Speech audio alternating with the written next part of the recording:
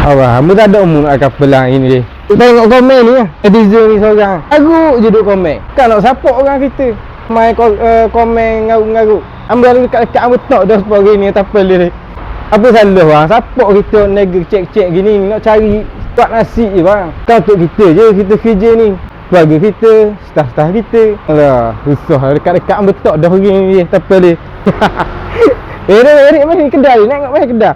Orang ni tukar umur kedai mana. Ni kedai kita ni. Pai biji MRSN. Kedai tutup ngadak je. Ni. PS Baker Shop. Tukar umur duk tanya, ada cawangan ke? Ada cawangan ke? Tak ada. Tutup dah hak ni je cawangan kita. Okey bang, hak kecah tu sambil duk komen apa kan kita nak layan tak? Kita tak boleh layan mana benda gitu buang masa je. Dia orang tengok tak comel tak? Kita nak cari rezeki hak molek. Banyak tanggungjawab hak kita kena fikir.